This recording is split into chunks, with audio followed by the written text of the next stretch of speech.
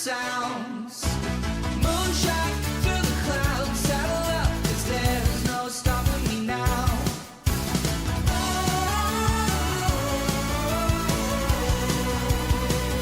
No stopping me.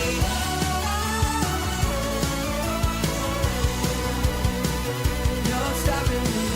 Turning over the stones, riding high and behold. No stopping me. Stepping into the now, never worry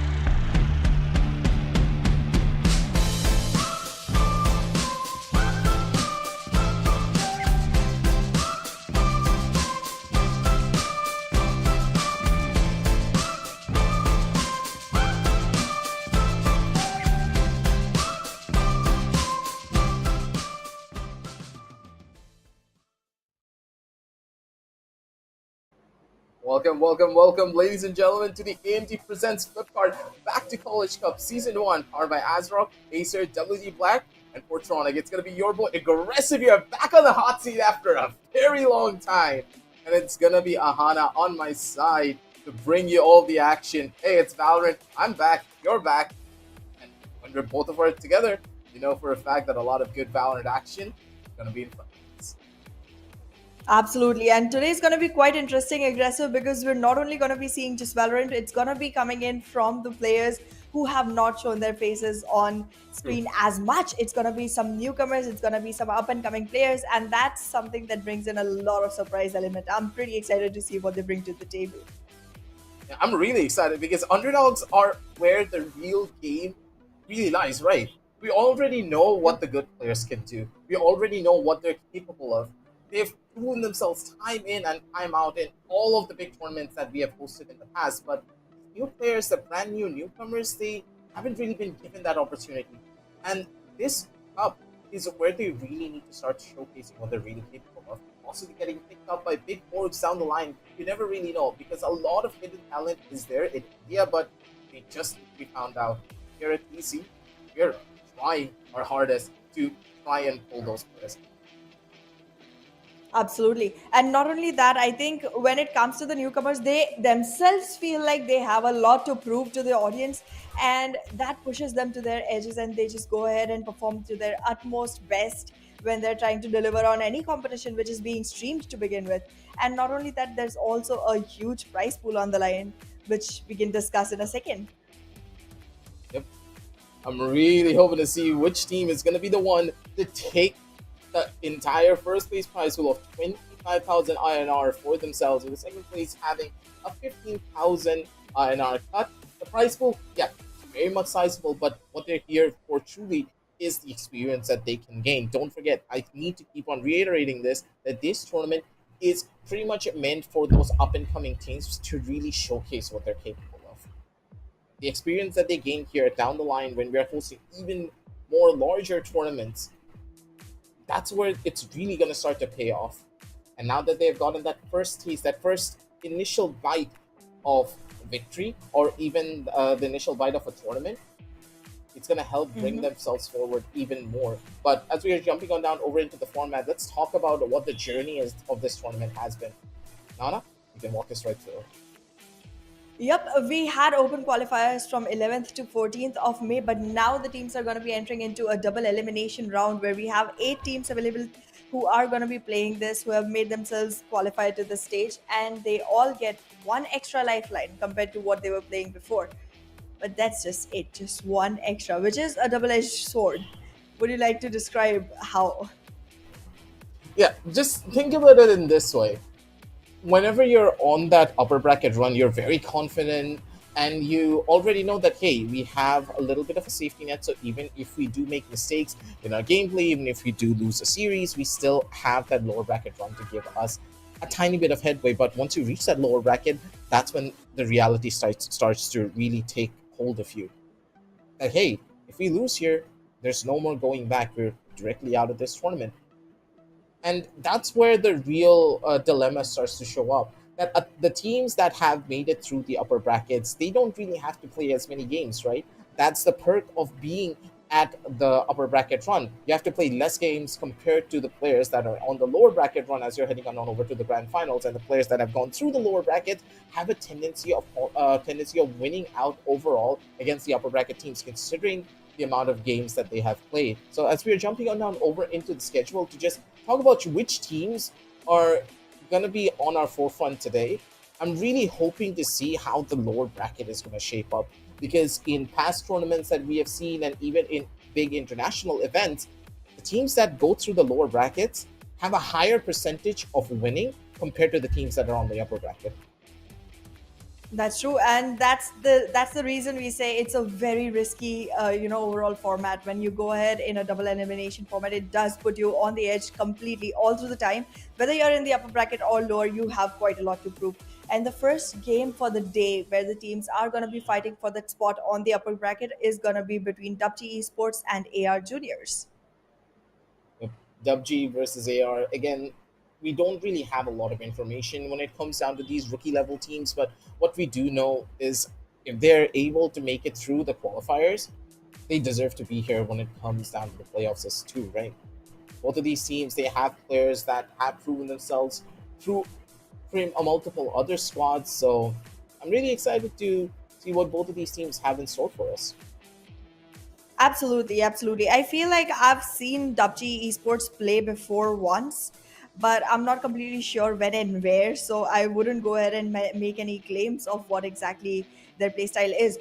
But it's going to be quite an interesting match because I do remember that I did see them dominate in the tournament that I had like casted before. So I'm just excited to see if they're going to be running the same way or if it's going to be, toppling down this time around. Because if they've already played before, there's definitely information that has been available to AR juniors. In a way, yes, but then again, when it's up and coming teams, the information is a little bit too far in between, even when you're trying to do research on your opponents. So WG Esports, they still have the element of surprise, but AR Junior on the other side of the spectrum, they're also on the same boat. We don't really know what to expect. We don't really know what both of these teams have to offer to us. So jumping on down over into the lineups, the members of WG, I'm gonna take your word for it that they could just be the better squad purely because of how well they played in the past. But we're gonna be able to see exactly who are the players and what kind of teams that they're gonna be making up. Personally, I don't really know any of these players, but maybe you can shine some light on how they're gonna be playing here today. Well, I've only seen one single match from them, but I do think that they are going to be bringing up the game that they showed the last time around. I still have a doubt, considering that the opposite team to them was not AR Juniors the last time around, obviously. And that puts me in a place of not being able to judge exactly how well they will be playing against this particular team, but they altogether are a great squad.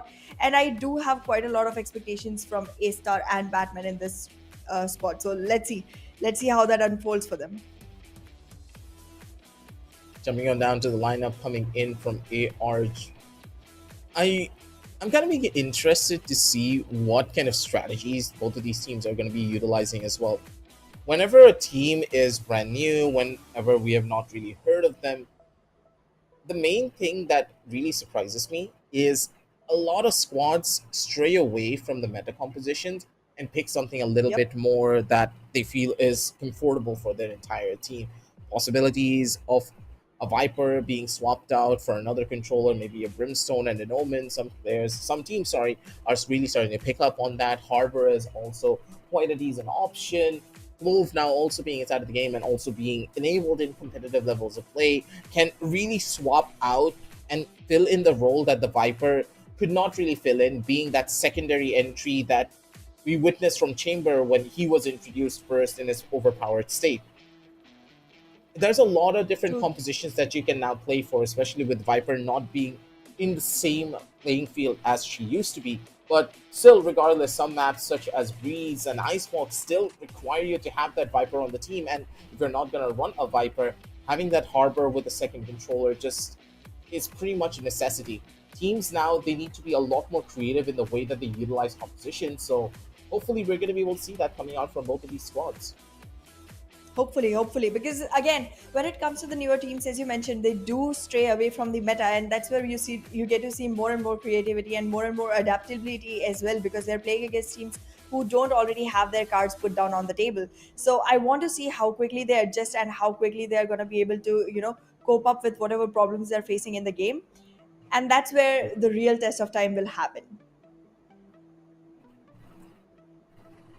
Considering that the maps are also being picked up, we're going to be jumping on down over into the Vito, ladies and gentlemen, to see exactly where we are going to be taken over. And Sunset being that first initial pickup, a pretty big surprise, I would say, because a lot of teams have strayed away from Sunset over time, but now with Breeze being a permanent ban, we all know for a fact that no one likes Breeze. Is that big of a surprise? Not really. Sunset, Not Iceball, really, yeah. a trifecta of maps that I'm quite happy about, other than Ascent, of course. This map needs to go away really quickly. I'm pretty sure that this is And not going to be part of the game in the next act. Yeah, that's true. That's true. But yeah, it's definitely one of the maps that we've seen way too much of. Like Ascent and Haven are two of the maps that kept coming in all the time. I But rather have considering Haven is Haven not than available right Ascent. now, it's better. Anyone would, because Ascent has been here since the beginning of time and it has never moved. It's never moved. But yeah. I'm pretty excited to see how Icebox is gonna go, because that will require a lot of pace change compared to the other two maps. Because Icebox is one of those maps where the verticality comes into play as well, and you have to be a little more, aware, slowing you down a little bit. So I think Icebox is gonna be the most interesting one. Also, it's gonna be the one that decides whether or not there's a lifeline given to the other team. Whoever wins the first map would actually want to close things out on Icebox, and whoever loses would want to look for a continuation on Icebox. So it's gonna be the more do or die situation map than any of the others. Interesting facts all around, but what I'm really interested to see is what the map of Sunset has in store for us when it comes down to overall compositions.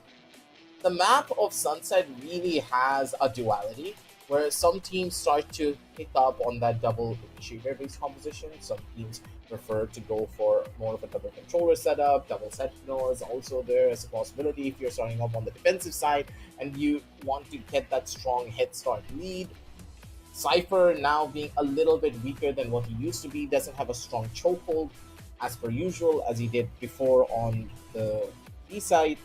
There's more options now to play on Sunset, and I think that Sunset is possibly one of the more balanced maps in the entire game purely on the basis of agent composition, because no other map, in my opinion, has the composition diversity that we have seen coming out from Sunset. We have a map like Ascent where one singular composition reigns supreme in most cases. Some teams do stray away from it, start to pick up on that Viper, maybe pick up on that Sky, going for a couple of flash based setups, but even then, they don't really have that same and that same strength that the KO based composition does.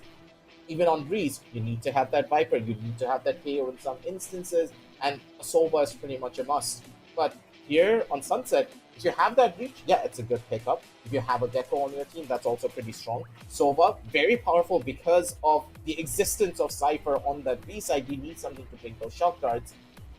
There's options that you can go for, and it's primarily the initiators that do change up. What hasn't changed, in my opinion, is the duelists. Now, I don't know about you, but in my opinion, I don't think Raze requires to be nerfed. I know she is a very prominent duelist in this current meta, and you need to pick her up in every instance, but I think that's because Raze just is more powerful than every other duelist in the entire game. I don't think that she True that. herself is overpowered. I think everyone else is so underpowered that they need to pick a Raze. Otherwise, why pick a duelist at all? Just go for a no duelist composition. Absolutely, I completely agree with you on that one. But yeah, I do feel like having Race on your team is always a plus, considering the current meta is going in that way. But I on Sunset do not go with a double initiator. We've talked a lot about the initiators right now, but I am one of those people who goes with a double duelist, double controller setup, and I just want to aggressively go in and participate in the fights. Even though the name is yours, I'm the one performing that in game. Except for the skill difference, which does not get me hits, but it gets me through. Hey, we don't have to worry about that for now. We're gonna talk more about your gameplay later on down the line because the players, they're prepped up and ready, and we're jumping straight on down over into agent selection. Am I Possibility of a seeing a Euro double is duelist? there. Yeah, the possibility of a Euro is there, but I think they're debating us. That's not gonna happen. And a long forgotten character is also on the opposite side. An ISO. I don't think that's gonna be a possibility. Instantly, that's gonna be a swap over to the Rays, but in my opinion, ISO's just a forgotten child in this game. I don't think True that he's that. ever gonna be that good. Well, I agree. I agree. It's kind of difficult to get that, work around with the rest of the team. Specifically, if you're in a stage like this where you're competing against teams and actually fighting for a professional title. So you might want to stray away from picking something like that. But yeah, the complete lineup from the side of our attackers, that is AR Juniors, has shown up, and they are choosing to go with Raze alongside Omen as the controller. Okay, I like Omen, But I feel like this is going to be slightly difficult because the moment you lose Omen, you have nothing else to actually cover up for you. Considering even Cypher has been nerfed a little, I think the smoking ability has gone down for the team a little.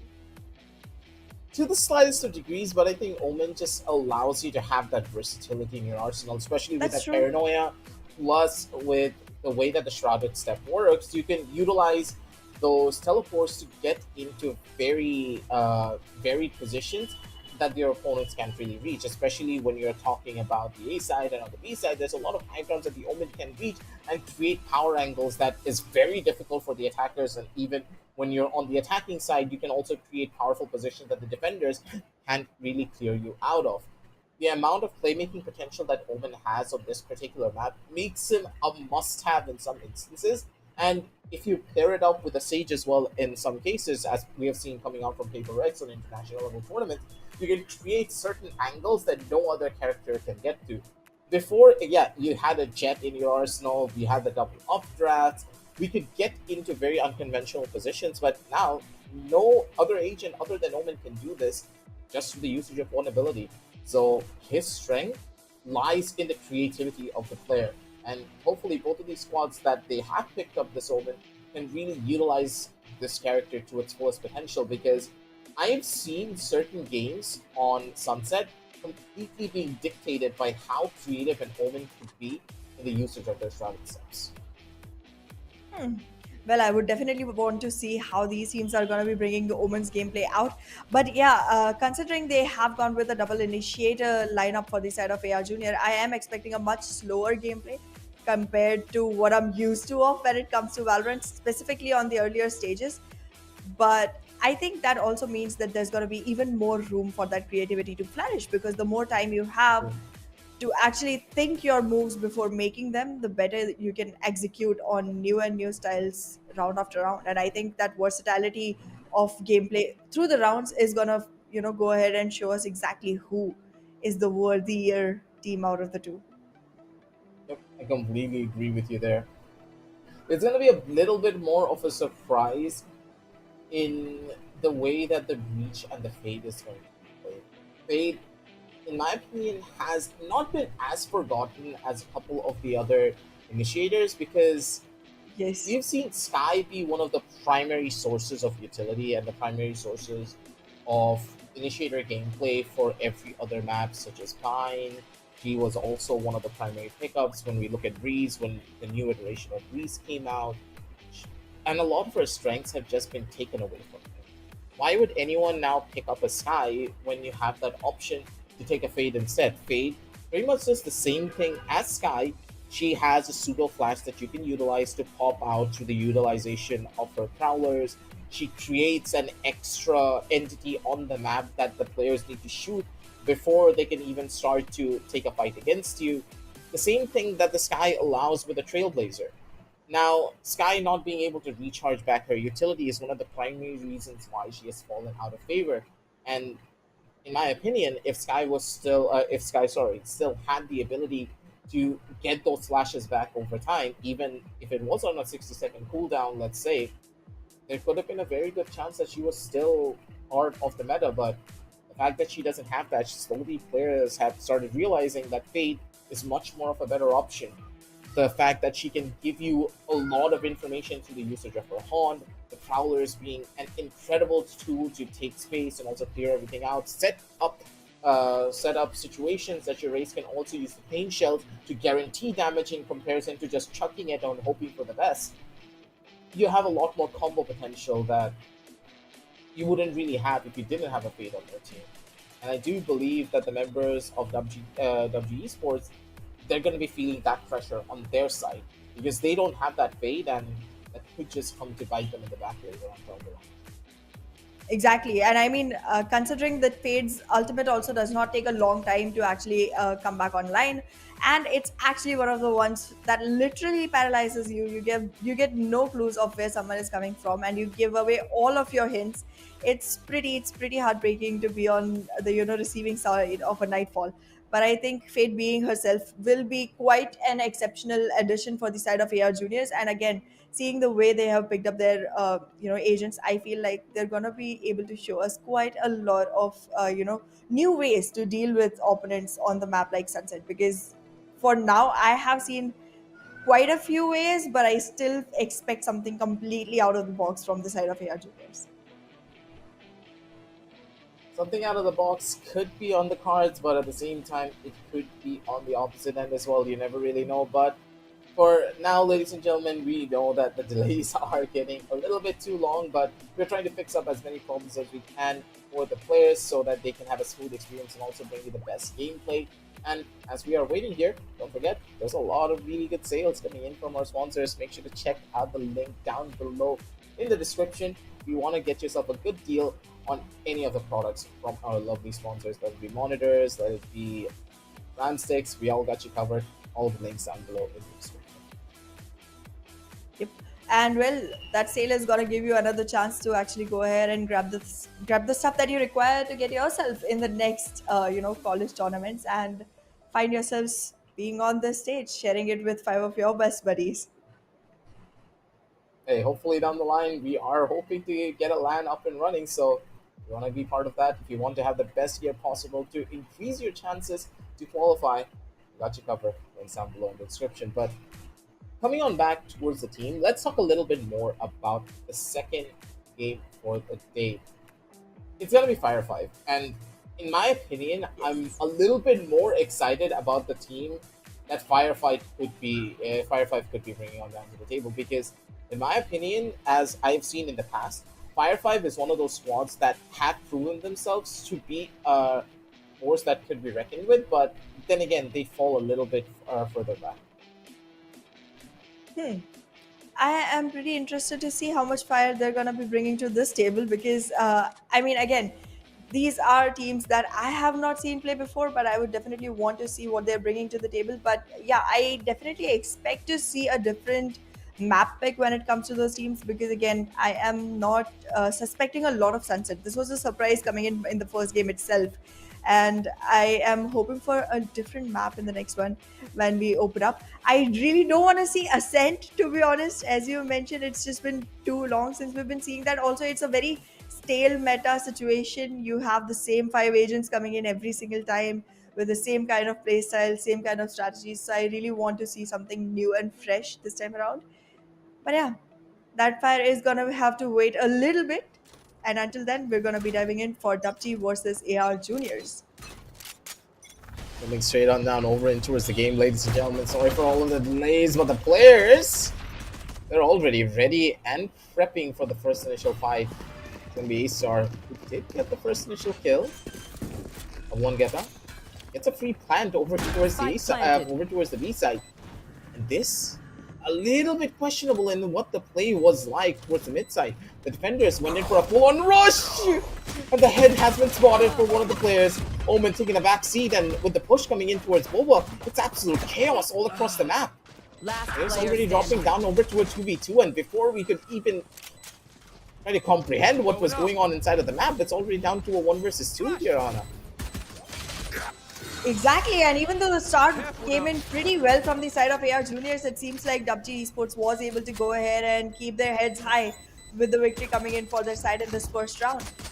It's a double initiator lineup. I was thinking that this was gonna be a slightly slower game, but they just started barging in right into a fast B hit, got their plan done, and then weren't able to hold on to it.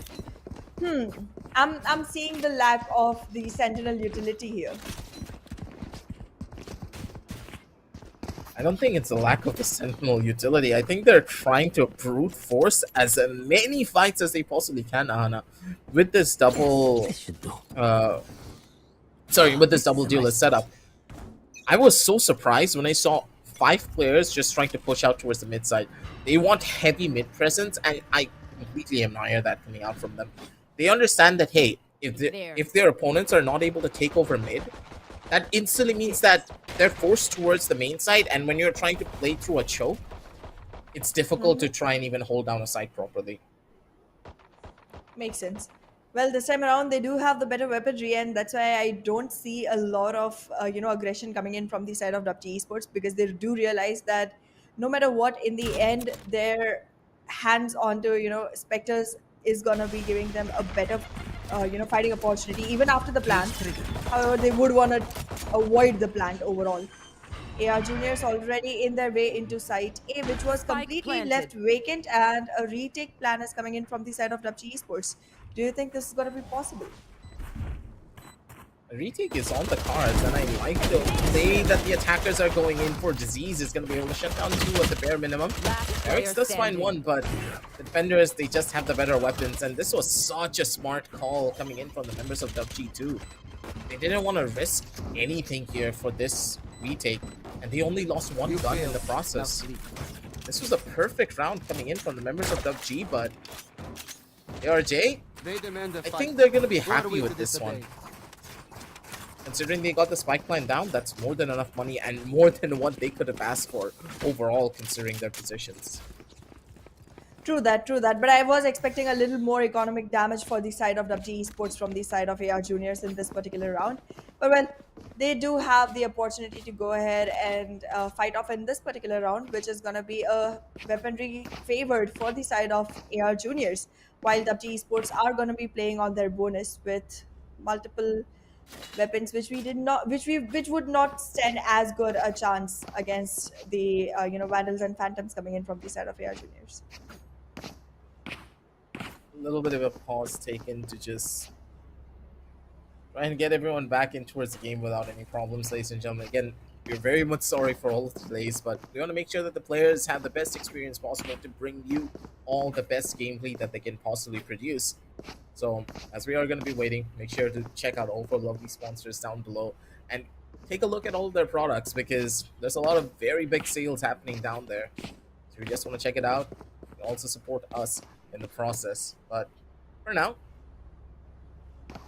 DUPG, I'm personally loving their style of gameplay here for their defensive side. They want to take fights, and they're taking it together as a group, and their retakes are phenomenal. I I haven't really seen a team play this well when it comes down to retakes for a very long time. Even professional level teams that we've seen in India, tier one caliber teams, struggle when it comes down to the retakes, and to retake this well with a double duelist composition, that is unheard of. Possibly, I'm gonna be eating my own words soon after this, considering that this is a Byron coming in from AR Junior. So, don't know what to expect. It could be either or. It could be, it could be. But the way I have seen WG play before, I think you won't have to. I'm not going to put all my money on it, but I think you won't have to. Looking at the way they have tried to set this up, like we can already see Cypher abilities being deployed on site A, which means Cypher will be holding on to that site, and we can expect that to be a retake site for the side of Dapchi, and they wouldn't want to invest a lot of man force onto that particular area. Rather, would be more interested in making sure that they have an eye set onto the mid area, and the other players will be playing from site B, making sure that that entry can be denied. In this particular situation, I feel like the best shot for AR Juniors would be to hit site B. I'll just have to wait and see, honestly. ARJ, they have a lot of utility to play around with, but that utility needs to be used properly, and they need to get a proper read on where these duelists like to push out. It's only been 2 rounds, so I don't expect them to already have a game plan in their mind saying that, hey, the Phoenix is going to be pushing down over towards corridor, let's go in for an early stun, try to force him out of there, maybe send our own raise with a double satchel over from the corner of mid so he can take an early duel. I don't expect any of that just yet. What I do Yeah, expect, it's too though, soon. is Hmm. a little bit more of a reaction play coming out from them. Yes, that could actually work out. I mean, if they played on reaction, played on retakes, nonetheless, that could work out as well. But I do wish for them to go towards site B this time around, because going into the cipher traps is scary. I'm very scared of fighting against a cipher, because it's just way too much information given away, and as a person who's more interested in the strategies than the actual aim duels, I am very scared of leaking out information when it comes to games like these. We'll just have to wait and see then. But Yep. the technical pause being taken by the members of ARJ, not really much that we can do here. We'll have to wait and see how this pans out. The cam's also there, the teams.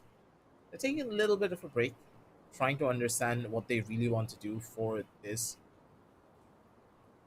particular round. Full buys on the hands of ARJ, so the ball's in their court. They have the stronger weapons, but on the map of Sunset, I've seen even the strongest of weaponry really fall flat to the hands of a Bucky or even a Judge in a lot of instances.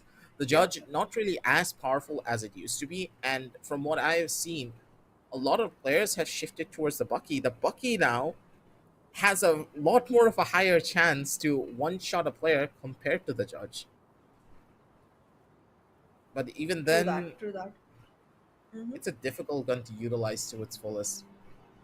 And I don't think that any of the members of DUPG are going to be utilizing it. Yeah, I didn't see them pick up any of the shotguns so far, so they are definitely going to be relying on the SMGs. But yeah, I want to see what the game is going to unfold to, because this is the round where AR Junior can actually change things around, actually find their footing. And this is also the round, if AR Junior loses this, they have hardly anything left for the next one. And DUPG can literally keep on capitalizing after that. This is going to be a complete confidence break for AR Juniors if they're not going to be able to make it. So this is an interesting one. We need to jump on back in towards the game here. A very slow startup, I would say. As a very defensive sided hold comes in from the members of DUPG. They're waiting to see what kind of information that they can gain here.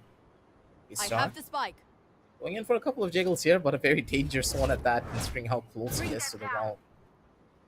Early information being given away, the Prower being utilized to get some info if any push did come out towards B main.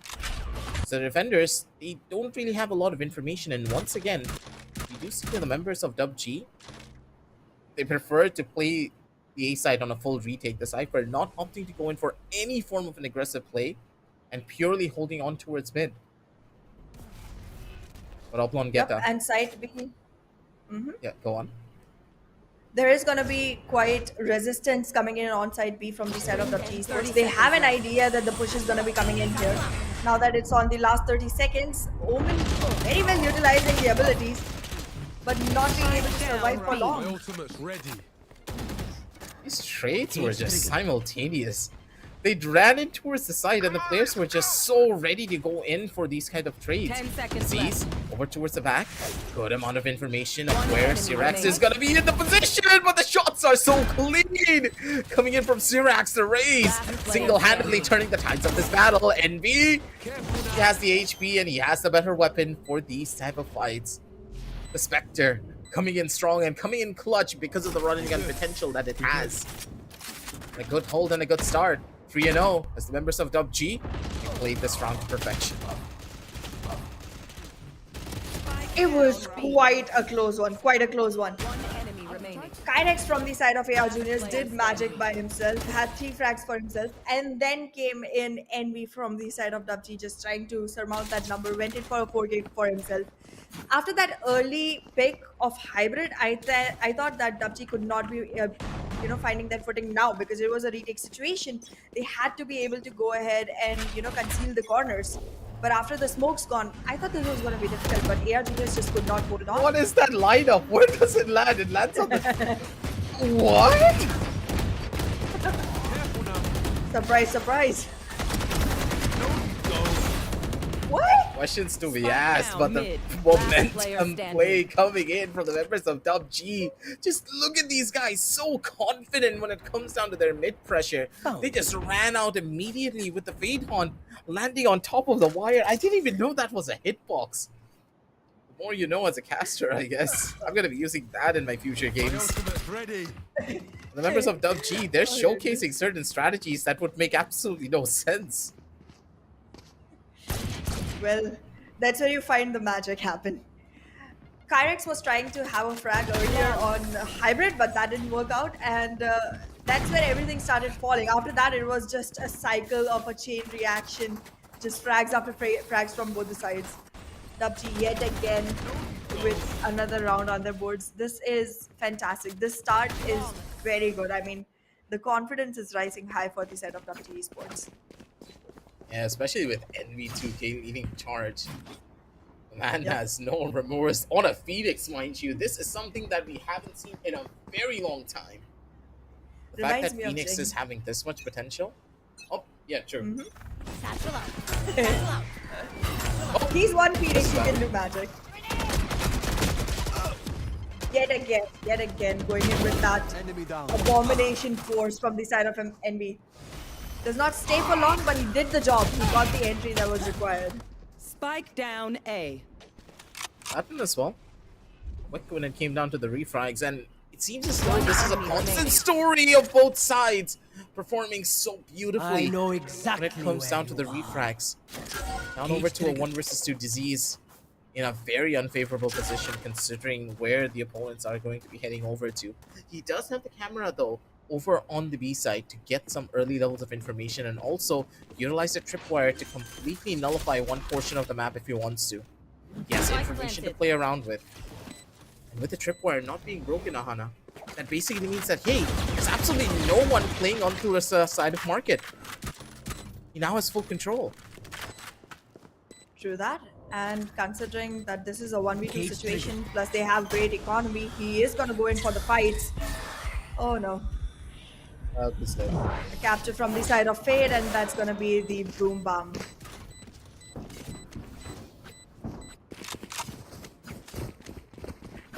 Yeah, that's a sad one at that, but not really much disease could have done there to try and survive.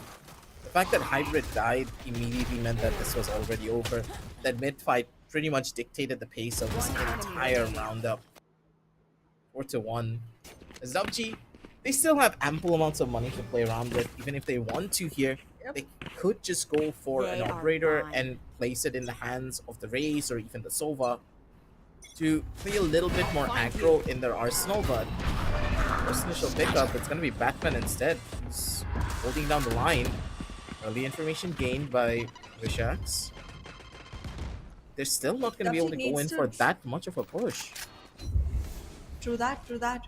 DUPG needs to draw out the Nightfall as quickly as possible because that is one thing that can keep DUPG on their toes.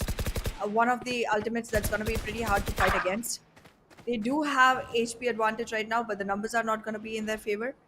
And the ultimates that they have, I mean, most useful out of these seems to be the neural theft, but that too you would want to utilize after you have at least a couple of picks taken off from AR juniors. So currently it all seems to be dependent on the situations. Fear. Satchel out. Satchel out. There they go. Flash out. Oh, nice. Beautiful. Beautiful Yeah, that is positioning just from so NB. good. One enemy remaining. Envy's an absolute Chad. I love the fact that he's also utilizing Phoenix Tech to make this one happen. I don't know if you know this or not, Ahana, but the way that the Omen Flash interacts with the Phoenix Flash is so interesting. If you ever get flashed by an Omen as a Phoenix, you can utilize your own flash, and if you're able to catch your opponents, they will now glow inside of the paranoia field, so you can see them even at long ranges.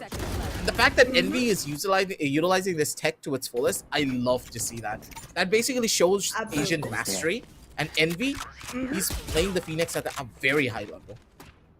Can I get a drop? Absolutely. This should From do. the side of DUPG, it does seem like NV is taking quite a lot of weight on his own shoulders and very well executing that as well. This time with the operator in action, I was hoping for an, early crisp shot, but that was just way too much to ask. Batman, however, utilizing that ultimate to the best. Careful. Cage trigger. We have a little bit more room to play around with. A-Star, though, already spotted out one of the players.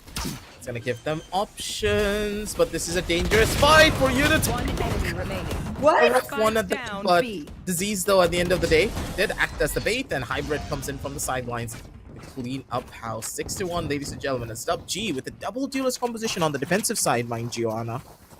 They're leading the charge with 5 rounds. They are. This could be a And one-sided they're affair. already... Seems very much like that. Right Oof, here. I'm kind of scared for AR Juniors. The biggest fear that came for me in this particular round was from the side of disease. Once he started like shooting with that operator at such a close range fight, I was like, okay, this is done. But then comes the savior hybrid right behind him, and then the bait setup just showed up, and it was just working pretty well. I'm liking how everyone from DUPG is trying to utilize their abilities not only for themselves but also for each other when it comes to taking those fights. Bomb buddy out. Strong early ultimate now being utilized. Scarix not really being able to get a lot of forward momentum going. Not the best spot. Save frag! Free full kill, and now he's also going to use the run it back to gain a lot more early space.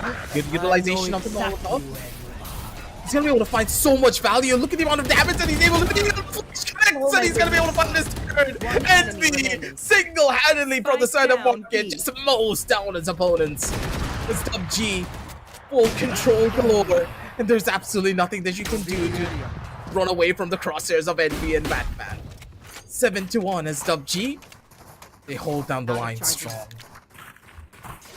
Not taking anything away from DUPG or from Envy. Beautifully done from their side. But I cannot understand. AR Juniors, Kyrex, what's happening? It was the same exact position. You know Envy is there every single time. You've died to him twice already at the same exact spot.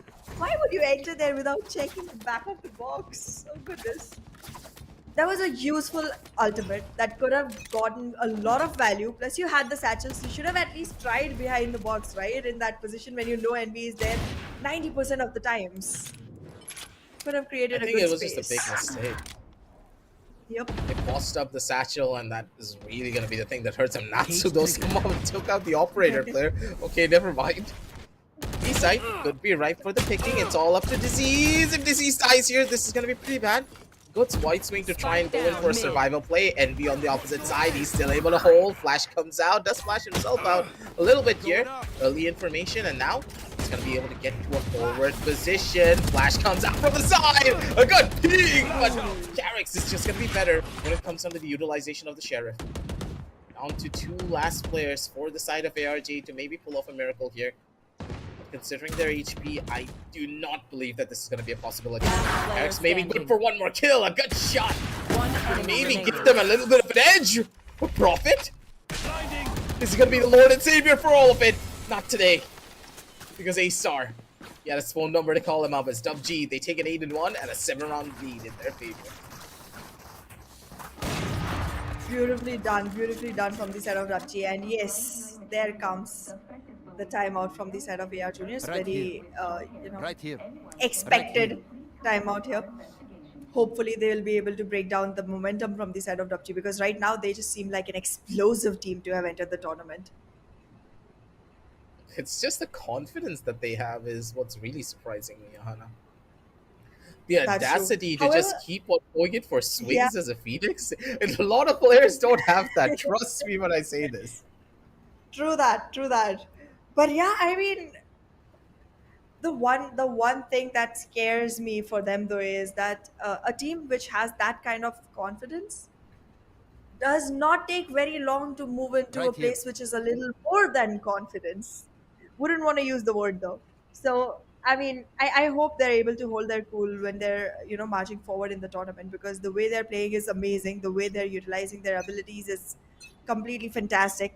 I have high hopes from this team, but I don't want to see them falling prey to the point where their confidence tries to meddle with their ego and put them in a place where they are just falling. I also live by the saying whenever I play Valorant, having ego is a good thing, but having too much ego is bad. And I think that the Yep. members of DUPG, they strike that perfect balance. And very few teams that we have witnessed, even on the highest levels of play, have really gotten a lot of use out of a double duelist composition, considering how important utility is. But I think that Phoenix is one of the few characters in the entire game that fills the role of having ample amounts of utility, plus being that raw firepower that you need on your team. But it requires the player playing the Phoenix to be at top-notch form. And the fact that Envy is hit. He's the star of this show. But then again, Sure is. yeah, but then again, I don't think he should let it get into his head. Bring Very that slow down. start coming in from the members of ARJ. They're gaining you information, but they're expect that using so anyways? much utility for it. No, but they're using so much utility. Think about it. 2 prowlers already utilized, and they don't have a lot of space to play around with either. Exactly. All that utility and no information to be gained out of it. Like all they know is one single player's position who has been able to relocate already. Hybrid with the frac is also going to be able to take out the sentinel, so no more passive information either. 30 seconds left. This is not the best round for Spike ARGs. planted. Well, not many have been. Oi! Envy! Wow. An important one. The man just swung out with absolutely no regard for his own Standing. safety. A couple of good trades coming in. Sablon Geta. Being the savior here down towards the main side. Disease. I do not believe that he has an opportunity to do anything here. Take that operator and save it. There's ARJ. They found a crack in the armor of DUPG here. A very unfortunate miss shot coming in when it came down to the corridor push, but it's completely fine. As for Disease, The first line. pretty much the sake of survival. Yep. It seems like on the defensive side, Phoenix from the side of DUPG Esports, that is NV2K, is playing the role of their first line of defense, who's just, I need out there in the battlefield, making sure that he's getting those numbers up for himself and making sure that AR Junior does not have enough amount of utilities or number of players alive to be able to actually fight off. But being able to crack him in the beginning itself is definitely an opening that AR Junior was looking for a while, and this time around Kyrex was able to find it for them. So hopefully if they're able to continue this, they will have a better shot. But I think it's already too late for that. Good shot. Oh. The duelist is gone. No more space creation for the side of AR Juniors. They are gonna have to take it one day at a time. Oh, the timing! They're able to go through! Oh no, that's a free kill. They have the do spike. not want to see stuff like... Yeah, they're not going to hold it. They're just going to run away. They already have full information of retreated. where Yeah, exactly that's the true. players are going to be holding on to. Because if the spike is dropped outside of B, that basically means all the players have taken full control over B main. They don't need to hold this anymore. They can just play for map control. And look at the positioning coming in from the Rays of DUPG. He's all the way forward. Batman! Unfortunate on the timing. As the Dark Knight gets found out. And it's an instant rotation Now back again. towards the B side, which is very dangerous. They're running straight into the hands of an operator. And Disease, he doesn't miss those. One enemy Oblong get remaining. completely caught off guard Wow. as Disease. The man is plaguing everyone. 30 seconds left. He sure is. He sure is.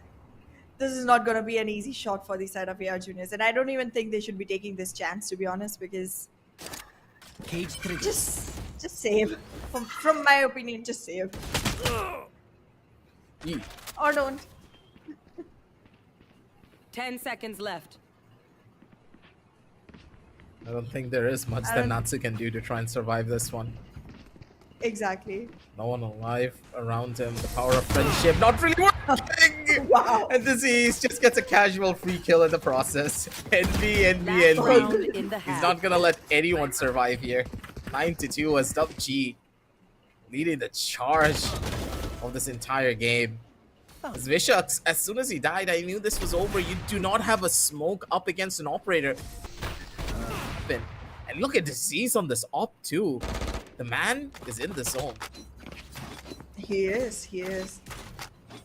Honestly, Envy playing as a Phoenix is so scary, considering that he is alone, so hard to handle, and then you have two of them coming up so frequently, because one, the ultimate is too easy to charge, and two, it's him playing it, so it's like even easier. You have the ultimate back online in like 2 to 3 rounds every single time. That's just a lot to handle for the side of AR Juniors right now.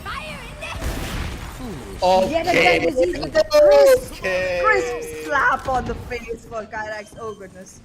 Careful now. This gotta hurt. Nope. Oh!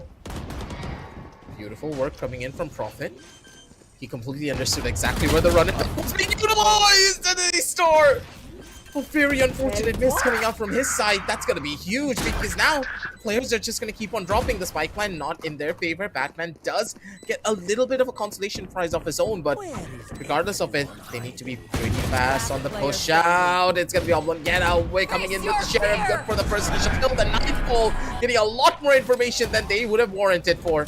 Oblongeta does get a gun in his arsenal. Horn towards the left side. Knows the exact position of one of the players. And Oblongeta. Beautiful utility usage coming out from the player to hold down the line and to get Switching a 9-3 sides. scoreline for the side of ARJ as they move towards their defensive half. Kudos this is to where Wish. the Kudos game- to Wish. Yep. And this is where the real fun begins because this double initiator setup, if they're able to play it properly, Anna, this is where their real strengths will lie. Absolutely. Being on the defensive side, they are going to be able to capitalize quite a bit on this. However, for the side of DUPG, they do have double duelists running in as well, and that's gonna be interesting to see too. Because like being on the attacking side, if you do have the kind of aggression that's held by DUPG, it's gonna be a fun day for them. But let's see how it turns out. I do want to give a big shout out to Vishax for the last round though. The way he was able to like just switch from the spike planting and instantly pick out on Envy, it was beautifully done. Beautifully done. That awareness is optimal. And we opting to go in for the classic instead. Interesting to say the very least. As Batman just swings out and catches poor old Natsu who was trying to place out a tripwire. Not really the best of places to do that, my dear buddy. Spike planted. One more spotted. A couple of early bullets now being thrown out. Vicious. Not risking anything here. A very slow retake could just be in the process for the defenders. Scarix is all the way in the back trying to go in for a full-on lurk play, but that Cypher Tripwire is going to give away all of the information. The retake is just about to start, Anna. The first body already drops. Well, Vishax is not going to be able to survive much longer now because once his position was given, all the players from the side of DUPG knew exactly what to do. They have brought the game down to a 4v1. This is how you hold a retake. I mean, the way our AR juniors were playing, they did get quite a lot of opportunities to go ahead and plant themselves. But once the plant was done, they weren't able to hold it the way DUPG has done right now. I mean, it did seem like the cards were tumbling, but they held their fort well. And another thing is the way that they played for the Silver Recon too. The Recon Bolt came in immediately after the breach utilized the flash. Basically meaning that, hey, no one is going to be looking for a recon, right? Because as soon as the breach flashes, you want to be ready to take a swing and take a duel. That is when the recon came out. I love the way that the utility timing is working out beautifully for the members of WG A-Star. He's taking his time for all of it. Batman as well. Utility galore coming out from the player. Does get paranoid out, but does die out to Vicious. One player for one. But with Batman already utilizing most of his utility, they didn't really lose out on much. They have full side control. And now, what's their play for this post plan? Oh, this is bad. Ooh. That paint chill did quite some damage, and now it's gonna be very hard for DUPG to even stand their ground. A little fight won, but the battle is still going on, and there it is. The defusal will happen. Pushing My disease eyes to are just down. try and save the weapon. Not a very worthy one to save though. It was just a bulldog. But I love bulldogs, to be honest. Fun to play I'm kind of with. surprised this round.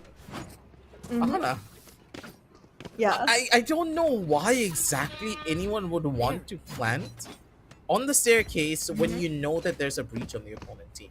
That is a suicidal move. Let me show you how the boss does it. One stun and they were just Absolutely. completely goners. I hope they learned the lesson already though. Yeah. Uh-huh. That's one of the first few mistakes that we have seen coming out from WG that really costed them around. Hopefully, that's going to be a little bit more of a learning experience as Vicious maybe wants to be a little bit more aggressive on his own sideline as a good chunk of damage now being given to his arsenal. Batman. Over in the corner, he does have a little bit of early information to play around with. Envy in the corner of his own. Needs to try and find a kill here. If he wants to try and survive this one. He does get it. Flash in hand, pops out. But there's absolutely no backup to try and make him survive this one. And Prophet single-handedly making the run in towards the side. Has a One flash in enemy hand. remaining. The baby going for something more, but Prophet, he does not need it. All up to Disease once again. The man, the myth, the legend. Each and every time when we see him, he proves himself. But not against Cyrax when he has a judge in his hands. 10-5 as ARJ. They're slowly inching their way back to a possible victory, but those victories are a little bit bittersweet considering the amount of weapons that they did lose. So their buys will not be Can I get a looking drop? best. True that they still cannot find themselves in a comfort zone where they can actually afford to go ahead and lose a round or two. Because There. whether you talk about the weapons, whether you talk about the economy, all of that aside, they still have very little room for error. ARJ right now still has 5 more rounds to go ahead and equalize their score with DUPG Esports, while DUPG can literally capitalize on 3 mistakes and have themselves placed as the winners of this particular match. Let's see if DUPG is going to be able to be patient enough to go ahead and look for those mistakes, look for those desperate moves coming in from the side of ARJ, or they're just going to continue being just as aggressive. What a shot, Envy! The man's aim is just supreme each and every time we see it. There. Cyrax, though, does equalize things out to the slightest of degrees. That's his positioning is known, but Batman, no! He panicked under the pressure and he crouched. Let's get shut down, but deals a little bit more damage to play around with. Cyrax over from the side, pops out the ultimate, catches out Envy though over towards the back corner. That's a huge player kill. standing. The spam comes in and Disease just doesn't have much to give here. The poor guy, he tried his hardest, but it's always the post plans that are really hurting them the most here. DUPG, they're being aggressive, but I don't know how to put it here, Anna. They're making the right plays, but they're missing their shots. Yeah, I mean it's completely unthought of. By the way they played in the first half, I did not think I would be seeing them missing so many shots. But yeah, I mean, in this particular one, there was quite a good opportunity Don't for hold back. Disease to come in as the surprise element and go ahead and create a sandwich situation goes for the there. side of AR Junior. But then he just did not have any more players left on the side of DUPG to go ahead and capitalize with. It became a solo effort instead of a sandwich solution. I'm scared for DUPG. They get a pretty Gotta good hold. catch though, Natsu over for Batman. So in general, not really the worst of positions for them. Daystar does get a free plant going for their team, but even then, it is not really that missing the shots favorable. This is so crucial for Player Disease to standing. go in and find the skill. Daystar comes in with Envy from the sidelines, and now this is a post one that we can write home about. Proper holds, and they were able to completely isolate the defenders before they opted to go in for a full-scale retake. Considering that the Breach used his stun early, they didn't have anything to go in for a full-scale retake properly. The stun is pretty much requirement, Ahana. Otherwise, you can't really start this retake proper. True that.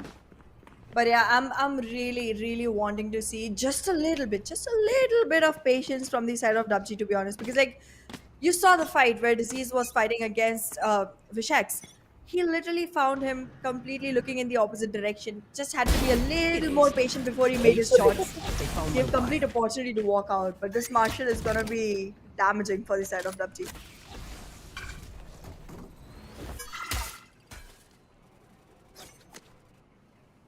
That's a Dragnail showcasing why he is the Dragon Slayer. Catching out Batman in this Take instance, but then again, you lost out on your raise, but you have to make sure that the gun does not go in the hands of another one. Oblong Geta. He's been completely missed out. And that's going to Wow. be a huge problem for them. And he's still balancing the numbers out for the team. It's still a 4v4, but I'm definitely seeing I quite know a exactly standstill where you position are. coming. Prophet being taken out does take out quite a few utilities that AR Junior was being reliant on all this while. This is gonna be a much better position for the side of DUPG than before. 30 seconds left. 2 versus 2 already across. No real guns that are favorable for the members of ARJ. Last player Early standing. information, it's Vishox! Catches out A-Star. Completely out of position and not in the best of spots here. Now it's all up to Hybrid. maybe pull off a miracle. Good for the first kill. He's now looking for more. 5 bullets left. He can't really opt to go in for the spam. Positions are good as Hybrid. He's taking a very big risk here. The smoke just about to fade in a little bit here. He doesn't need to opt to go in for the full spam. The whips off the classic, and he does get the clutch here. Right at the very end, aim does not fail him when he needs it the Match most. point. 12-6 as DUPG. They're now at match point to try and close everything out here. Well, DUPG has definitely found themselves at a great position for this particular map, but I think they do have to keep themselves on point for the next map as well, because the way the almost comeback started happening from the side of AR Juniors, that's not how you would expect the game to turn out after having such a dominant first half for yourselves. And that too, all on the basis of missing your shots, all on the basis of not having the correct aim game. So I think DUPG needs to come back out of their shell and be like, a little more comfortable with their game set, have a little more confidence. And me now just already jumping himself down forward. Run it down, boy, because you are now the king of the server, but Oblongetta. He tried to dethrone the king, but he's not going to be able to do much just yet. Hybrid still in the perfect position to try and hold down the line here. He's trying to bait out the players for as long as he possibly can, but Xerix again with the flag. He comes in clutch for the he comes in for the big save, but it's not going to be happening just yet. The shots need to connect over towards the back. The showstopper's going to be even bigger of an issue. The kills don't come out, and it's all up to Disease to maybe pull up a miracle here.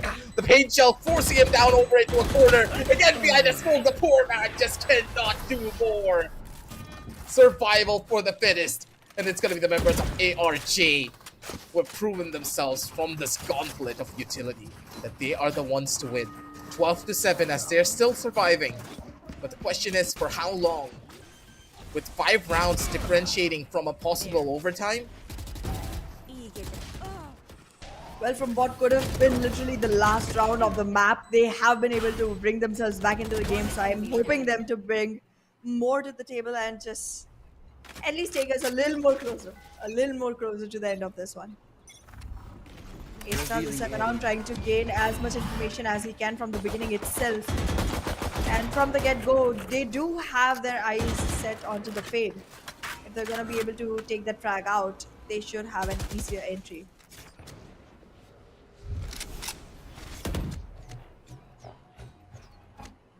A couple of these rounds have been very close. Not ready yet. A little bit more close, a little bit too close for comfort in some situations. If Ace was able to get a kill over on the player that was pushing in through A main, that could have been a big difference maker with only Cyrex being the player to stay alive.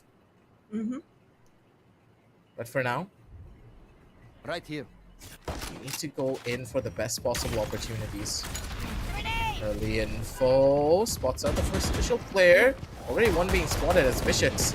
In towards the back, flash out, swing in from the sidelines. They want to get that first early bit of information, but Vicious single-handedly turning the tides of this one. Utilizing the shrouded step beautifully to get to the cover over on the top of Market. And utilizing the smoke from his opposition as cover for his own deeds.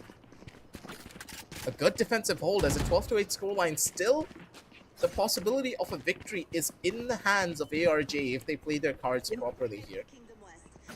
That's true. However, I do believe that if you once go into the overtime, it does seem more lenient towards the side of DUPG Esports because they are going to be opening on the defensive side every single time. And that just gives you an edge because they were much better on the defense. So unless AR Junior just goes ahead and does a better job at the attack as well. Nice Ooh. ones. This is not looking good for the side of DUPG. They're losing players way too early into the game. That's for certain. And look at the amount of backup that is being given by the initiators as well. You're in a bad position, don't really worry about it because we have you covered in every instance. Disease, position's already known, but he's trying to maybe get a little bit more of a forward space. In a lot of situations, Coral Disease has always been the last one alive, sitting behind the smoke to maybe bring his team out of a tough spot. But look at everyone's positioning. The defenders, they're already in prime spots to go in for a full-scale retake and be over from the side. He's still going to be able to hit the shots, though. Prophet does go in for the shutdown, and now Asar In towards the back, the flash dodge is good. He's gonna be able to find the burst. He needs to swing in for the second. The timing is good. He's still able to find it. And A-Star is able to get out scotch-free. No way, and Disease is in a prime power position to go in for One plays with enemy his remaining. teammates. In from the side, one from the other. Magic's is the last one alive, but Disease is Attackers gonna be win. the one to shut him down. Positioning down to perfection. No mistakes made, and the members of DUPG, they reign supreme. It's good God, this first map was a roller coaster of emotions. It was quite a bit. Well, I'm happy that Dizzy's got the chance to redeem himself by taking that last track of the map out for himself, because there were times where he could have actually closed the round in, but he was always caught in a 1v2 situation, being the last one standing, trying to fight off for the team and clutch, but every single time failing. This time around, he was able to get the last one out, and this was outstanding. I am impressed to see that WG Esports is still carrying forward with the same kind of gameplay that they did before. But I do want to see more improvement. I want to see them being able to go ahead and tackle even the panic situations, even the situations where they feel like they're almost won already. I want them to hold their cool and actually go into every single round as if this is a one round game. Yep. True story, because PUBG, their confidence is where they are really shining at the brightest. And I will personally say that their overall executions are fine, but their post plans are a little bit iffy when you think about it overall. They don't really Yeah. understand where they want to play or where they want to extend their sides, especially when they're heading on over towards the B side of Sunset. It's a little bit of a question mark, because you need to extend somewhere. Normally, whenever you're taking over the B side, either you extend fully out towards Boba or you completely take over market. You only have two options, and you need to take one particular side, considering how congested the B side can be if you're trying to hold it down. Just by hold it down just through one portion of the entire map. Even if you're playing towards the back end of Pillar, it's still not going to be enough. The options always need to be present, but even then, I'm going to be sounding a little bit more like a broken record, so I'm not going to be trying to hard focus on that particular instance, but I'm going to talk a little bit more about what's going to happen in the following map, because Sunset's already at that place. We already know what transpired there and why the members of ARJ kind of fell through, because they were not really able to coordinate with Cyrix as much as they could have hoped for. Cyrix just was kind of doing his own thing in a lot of instances, and there was a big disconnect from the duelist and the initiators, which rarely should ever happen. A duelist without his or her initiator just isn't going to get the exact same amount of value unless you have mechanical skill that far outshines your opponent. Cyrix was good, yeah, he was hitting shots, but it wasn't significantly better than his opposition.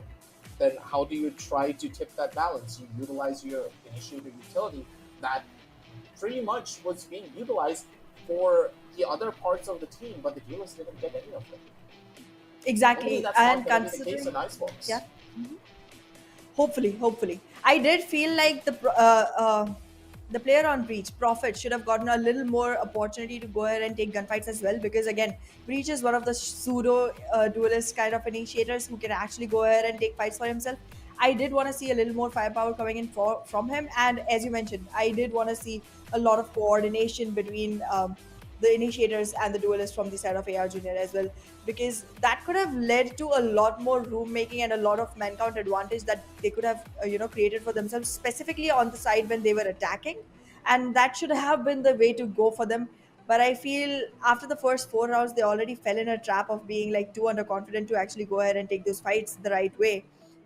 However, it's gonna be a new map, a new story altogether, and hopefully they will be able to write it in their own words.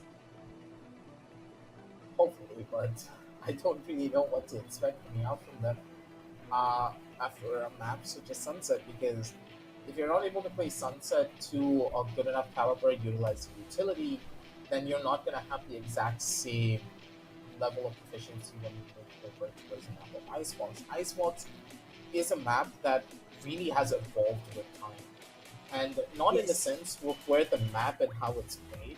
It's more like the initiators that you normally pick up on this particular map. Initially, what was the primary pickup? Whenever you do play on Icebox, it's what? A Sova with a double duelist in some cases, maybe a double sentinel with a Sage and a Killjoy. And we're going to talk a little bit more about this as the scorecard does show up. it's just going to be very different how both of these teams are going to be playing moving on that forward, especially with the double duelist composition being picked up by DUPG on the map of Sunset, mind you. I'm really Yeah. interested to see what Envy's going to play on the map of Icebox because Reyna's still going to be on the cards. The possibility of a Jet is also present. Ray's still very prominent and strong if you know how to play it. The options are endless. And considering how good WG are at adapting to a double duelist composition, it's going to be difficult for AR Junior to try and predict them. True that, true that. I do believe that we're still gonna be seeing Envy playing Phoenix itself because he does have great, command over the agent and he is pretty comfortable playing it. However, I am hoping to see a little more change coming in from the side of Batman though, because we did not see as much impact coming in from the side of Batman as expected, considering he was playing the other duelist and he has the least number of frags from the whole team. So let's see what changes are coming in from the side of Batman for the next map. Going to come down over towards the MVP. It's going to be none other than NV2K, of course. The man just Yep. he's a legend. The guy showed no remorse. He was hitting each and every one of his shots, jumping into smokes, utilizing the run it back to its fullest. He was not afraid, and having a fearless duelist like this on a team pretty much guarantees your squad victory in any series. And I've talked about this in the past that if you have a good Phoenix player, that one singular Phoenix player can play every other duelist because Phoenix requires a lot of confidence to play to his fullest capabilities. And with the confidence overflowing, PUBG Esports, they're spearheading their way towards victory with Envy at the helm of it all. But then again, hopefully it does not get to his head because even with such high stats, Icebox can humble even the best of duelists as we have seen in the past. True that, true that. I do have a lot of expectations from the side of Disease as well, to be honest, because Disease being the cipher in this particular map was giving quite a lot of backup to the team, and also being the last man surviving every single time. It does seem like he was doing something right every single time, and I feel like going on to Icebox where the Sentinel becomes quite more important than it is on the map of Sunset, more pivotal to the overall gameplay. I feel like Disease will have a lot to carry on his shoulders and might need a little bit of, energy supply for himself to be able to do that for the next one. We'll just have to wait and see. Never really know what to expect coming out from these players at the end of the day. But what you guys can expect is a lot of really good deals coming up from our sponsors. So as we're going to be heading on down over it for a short little break, make sure to check out all the links down below in the description to see exactly what deals we have for you. And hey, if something suits your fancy, why not click the buy button and go into checkout and go in for a little bit of a fast delivery. But for now, we're going to be heading on down over into a very small little break to set everything up for map number 2. Don't go anywhere. We'll be right back with a lot more action.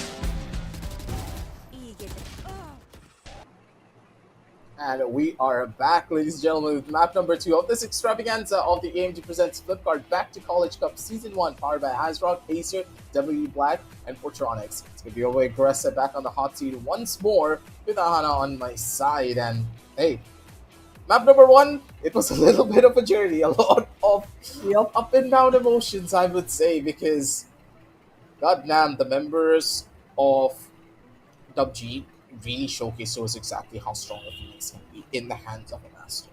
But when we're moving on to a map such as Icebox, which is a little bit less reliant on the duelists now in this current meta, more reliant on the initiators, and of course the utility levels of play that you would expect from top level teams, I do believe that the members of ARG will struggle heavily, but I could be wrong. You never really know. Anna, you could probably take my sentiment, or you could go in the complete opposite direction.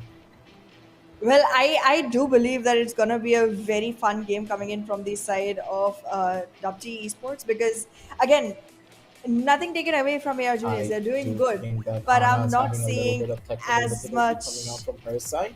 Oh wait, no, I can hear her. Never mind. That's just me. Yeah. Yeah, so I was just saying that I do feel like WG Esports is going to have a much heavier hand on this one as well because nothing taken away from AR Juniors. They're doing good. They're doing pretty fantastic for the first showing, but I'm definitely not seeing as much match in the caliber on the two teams. I'm seeing a lot more coming in from the side of WG, and I'm really, really wanting for Envy to go ahead and pick up a Sage. I mean, Sage is good, but in this current meta, especially with Gecko now being even better than what he used to be, Mm-hmm. having a Sage is just not really that necessary. Normally, True why that. did you pick up that Sage, right? Because you wanted to have a little bit more of a safe plan, because planting on the map of Icebox is pure on suicide. If you plant the bomb, you're pretty much guaranteed to die. We've seen this back in Old Sentinels as well when Shroud was playing that people gave him the bomb, he planted the spike, and then he started trying to run away, he died, and that kept on going on for at least like 7 to 8 rounds until they finally just were like, no, you're not gonna plant the spike anymore, we're just gonna let you walk away. We're just gonna let you play the game. And that's why Sage was such a prominent pickup on this particular map. But now that Gecko is here, having the wingman to go in for the plants, you have the proficiency as a player. I'm not playing the Gecko. But then again, Gecko also has another problem that you need to synchronize with your team a little bit, understand how the flashes work, but it is not a very difficult initiator to play. We're going to be jumping on down over into the game to see exactly what the members of ARJ have in store for us, because personally, I like their composition a little bit more in comparison to DUPG, but DUPG, they're playing to their strengths, which is what, Anna? They're pure, raw mechanical skill. Yep, they are. They are. And well, we are going to be able to see that Sage as well as the Viper. We were thinking that both of them are going to be swapped around this Standing time. ahead. But well, Vishax is going to stick to the Viper, and we are going to be seeing his counterpart from the last map, whoa, Hybrid, whoa. playing on the Sage. Very aggressive start from the side of AR Juniors. No fruit yet, though. A lot of early information. That's going to be a good chunk that they can utilize moving on down forward. But with the Sage still being on the map, they're instantly going to get everyone back up to full HP pretty much. 45 seconds for a heal. That's more than enough time to go in for a play. Cyrex in the back. A Star utilizing the Owl Drone to get a little bit of early info. Avlangetta getting completely caught out. And now it's a full-scale retake. How is this one gonna work? It's gonna be a tough call! As Cyrex catches out Hybrid with the spam, and that was absolutely beautiful. That's the first initial but ploy, he was- and the retake starts off. It does. It was a great shot, but they weren't able to deny the plant just yet, so it's gonna be them racing against time right now. So I wanna see how ARG will do that. Yes. One enemy remaining. Not really in prime positions, as the retake is just prominent as Prophet. Coming in with the Killjoy, his aim is reigning supreme here for the very start of this matchup. As the defensive side seems to be where the members of ARJ are really feeling comfortable. And with such a good start, and Prophet being so confident that he's going to pick up a Phantom in this round, this could just be very interesting. A very early investment into an AR. Let's see from the side of AR Juniors, nonetheless. I was wanting to see a little more of Prophet in the last map as well, and now that he has shown up, he has shown up pretty well. So I think this could be a pivotal change that can actually lead AR Junior towards the side of victory. But let's see. It's too soon to say because we haven't yet seen DUPG in their element on this map. Give them a little bit of an opportunity to just feel out the map. This DUPG, you've seen this team be a little bit slow when it comes down to the initial takes here. But then again, single dealer's composition, not their greatest strengths here just yet. Hybrid. Back to the stage. They're going to be able to get a little bit more land going to Spike planted. Cyrix. The aim on this man is now finally One activated. enemy remaining. He's hitting the shots that he needs to make sure his team goes to the finish line. One kill is all that Disease needs to try and find to maybe make this round a little bit more fruitful, but at the end of the day, DUPG, Flawless. I don't think they're gonna be that unhappy, but then again, if they did maybe take out a player or two, this round would have been even more successful compared to just getting the plan. He says the bullets. True that. I do want to see a little more coming in from the side of DUPG as with Sage, I feel her most potential is utilized when you see her actually going ahead and taking those fights instead of just being a backline agent going ahead and healing the players and trying to control their area for them.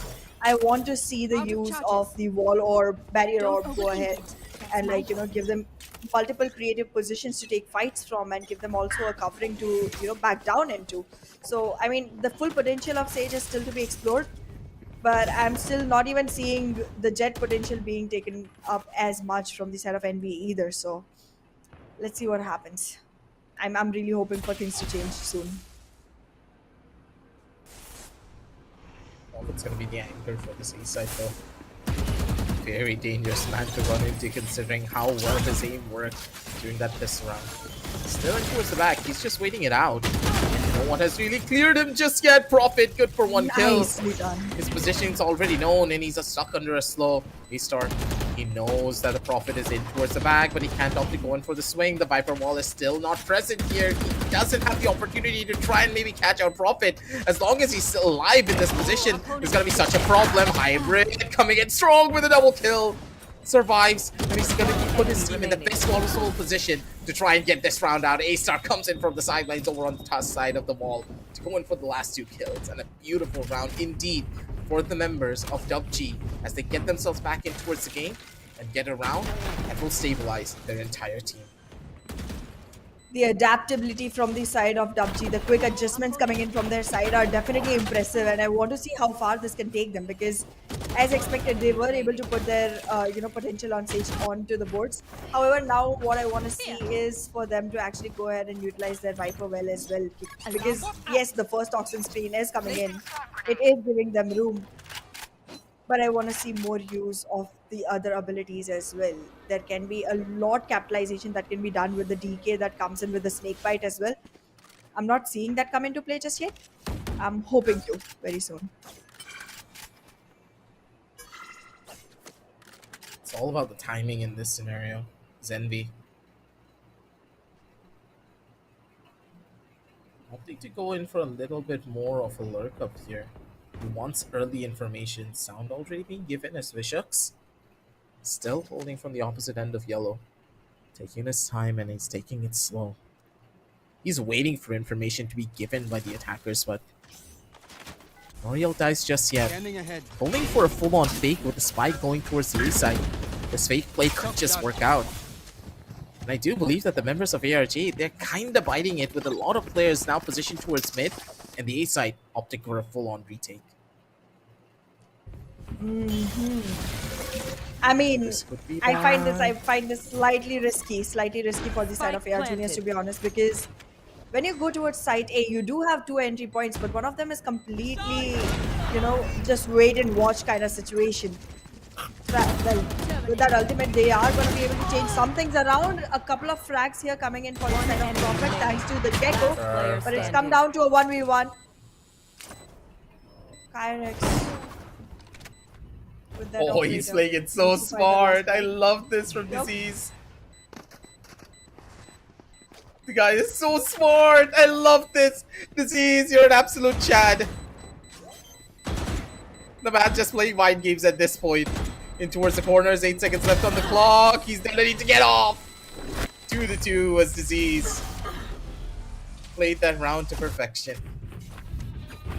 Another big one for Well, their now team. we know Plus, why. don't forget. Need a drop. Yeah. Mm-hmm. No, go on. You were saying. Yeah, I mean, now we know why Disease is always the one left behind at the end of the circle, just waiting to go ahead and, capitalize on that situation. Because during attack, I think the kind of mind games you require to actually go ahead and make sure that your plan does not get diffused, he got that down to the dot.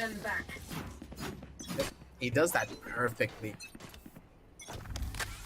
The man has the clutch potential and the clutch gene in his arsenal, but Cyrex and his Sheriff's just been singing such a beautiful song. Every scenario that you put this man in, that Sheriff finds value.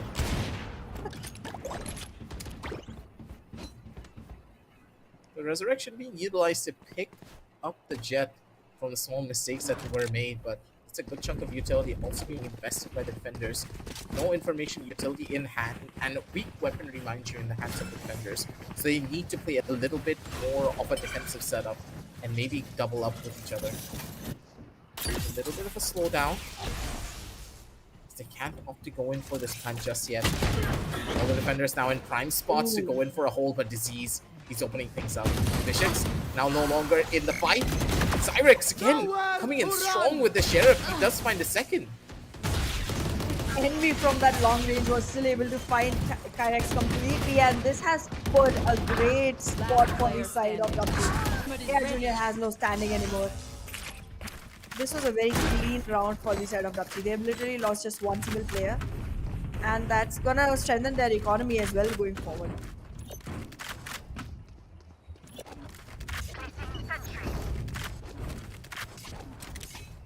Two to three as the members of DUPG finally found their foothold on the map of Icebox here on the attacking side.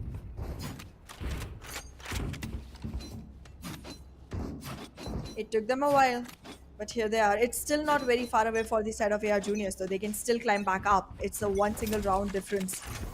However, there's a map advantage already for the side of DUPG, and they can actually afford to lose this one. However, I don't think they want to. Who would ever want to lose a map advantage? Considering how long a game of Valorant takes to play those three maps, that takes a lot of energy. Here.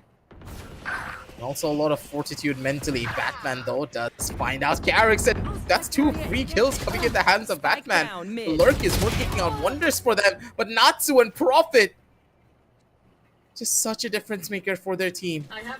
Now Disease, it's his enemy opportunity remaining. to try and maybe find Ooh, something big here. drone. Natsu gives his position away as Disease. He is the one with the spike in his hand, so he has an opportunity to go for one plan and opt to go in for the perfect post plan if he wants to here. Timing is key for him. He needs to try and catch out this Viper before he gets on top of him quickly. As Disease, he's going to be none the wiser. Over from the top side is going to be Vicious, who catches him completely off guard. 3-3 as members of ARJ single-handedly taking over the round is going to be Vicious and Natsu. These two players over towards mid just played the mind games that was required for them to win. Even though Batman got the 2 kills over towards A main, it just did not matter. True that, true that. The way the gameplay is coming in from the side of AR Juniors, it seemed like they are much more comfortable with the verticality of this map, and somewhere it's felt like DUPG just forgot that there's yet another angle which can have an aim on you at that particular position.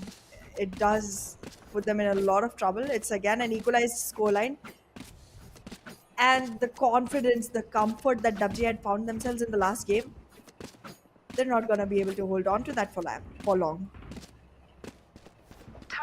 They need to try to clear up their communication lines, because currently they're not really properly talking to each other, because there's a big those heels disconnect coming. in what Here. the actual plan is and how they're opting to go in for these executions. I love the way that they're playing. I love the ideas that they're going in for, but they don't really have the utility to make it work out.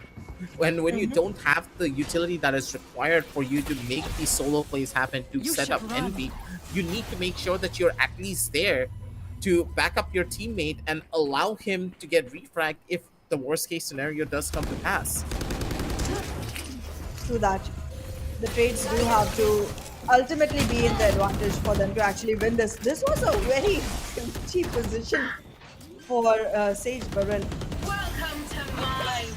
Spike planted. back into the game. There's still a lot of hold from the back lines, but this Viper's pit is gonna give them quite a lot of opportunity to actually hold on to this plant. Nobody is staying inside the pit. Not one of them. Oh, the Viper is gonna stay inside of the pit. Wingman's defusing. That Oh, this just- is bad. Look behind you! Look behind you! The Sage! Then look at the Sage! Forward to the Sage! Last player standing. Oh, God. One enemy remaining. This was I love Hybrid. I love Hybrid. The man just played the mind game of the century. He baited the Viper completely and he stayed in the corner. No one was gonna check the Viper spin for a second player. gosh. Master, why did you not go to the Sage? I know it's you on the opposite side of the observer. This was beautifully done from the side of DUPG Esports. However, they do have to keep coming up with more and more mind games to be able to actually seize this one. Because the scoreline is much closer this time around than it was in the last game. In the last game, we saw 6-1 at this point of time. Right now, it's 3-4. It's not a lot of difference. Placing swarm grenade. Oh! Spike down B. Look at is not Hybrid. He's just... stopping. Yeah. Nah, this guy's running the highs right now. He knows that he is the hero of that last round and he is going to keep on making heroic plays for his team as much as it's required. Disease, though, in a good position to maybe go in for a little bit more of a lurk up. Hybrid! A very risky fight for him to take in a position like this. Completely out in the open, still regardless, he gets a kill for his own troubles. Sub one getter. No wingman to try and give him an edge here. It's Batman playing a couple of mind games of his own. Gets spotted out, has the opportunity to go in for a kill. He's not going to be able to find it. Natsu instead does get the shutdown, but Disease is present and ready to go in for the immediate refrag. RJ, down 2 rounds already as DUPG. They're once more Someone back get in the this. driver's seat. Thank you. That they are. This time around, they were able to go ahead and capitalize all of those frags by going in for the refrags at the right exact time. And well, the start that Hybrid landed to the team was perfect. Could not say long enough, but he did have 3 frags for himself, making it quite a good start.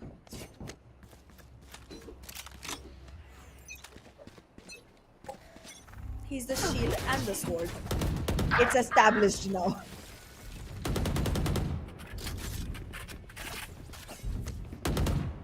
Maybe he does find the opener for the first one.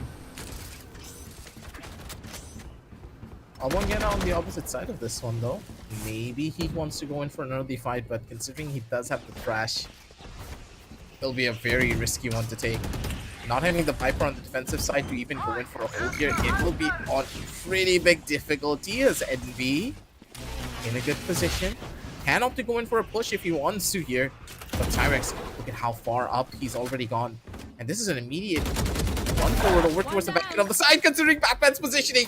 They wanted to bait out rotations, and that's exactly what they were able to find. Batman, though, trying to double dip in the worst possible situation. Natsu does find him out, but still, regardless, it's a 3 versus 4 opting to go into a retake without a Viper, without a Killjoy. This is going to be a tough one to have, even if you do have a Gecko with a Thrash on your team. True that. This is not looking like the best of situations. One enemy remaining. A 3v1 now and nothing left for the side of AR Juniors. And he just closing the game up. I expected 6-3. better Now of there's them. no way that they walk into the second half without an advantage, so that's good. But AR Juniors do need quite a lot of polishing. Placing sentry.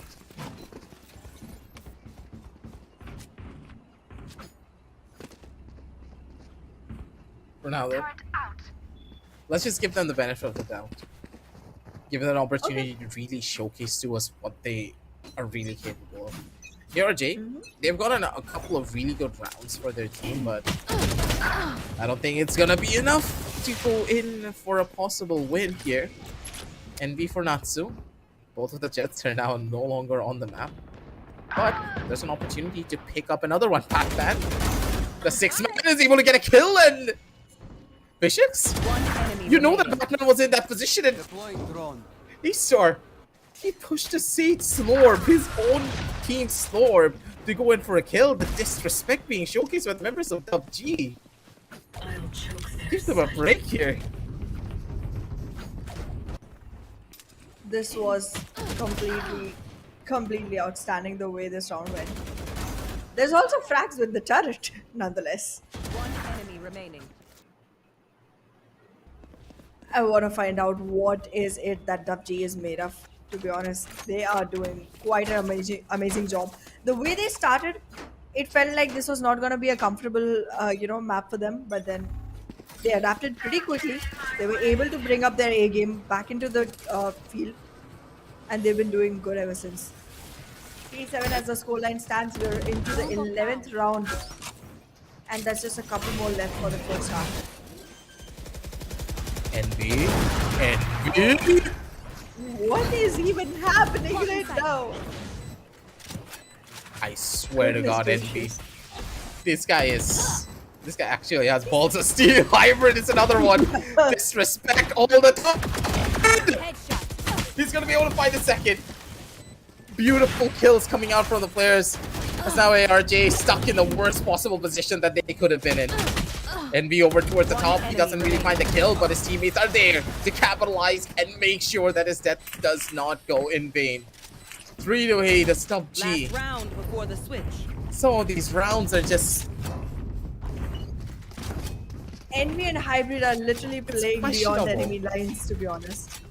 It is. It is. It literally You should seems like not they are be playing getting as if these they were playing rounds. ARJ.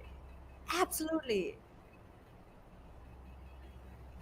They're literally walking right into the homes of ARJ and beating them up right in their own homes, walking all the way to the other side and just annihilating, destructing. This was a lot coming in from the side of DUPG. And well, even the last time around when DUPG had 8 rounds, ARJ went for a timeout. This time around they're doing the same thing, but this time they have a little more for their own favor. They have 3 rounds for themselves. Let's see. Let's see how this turns out.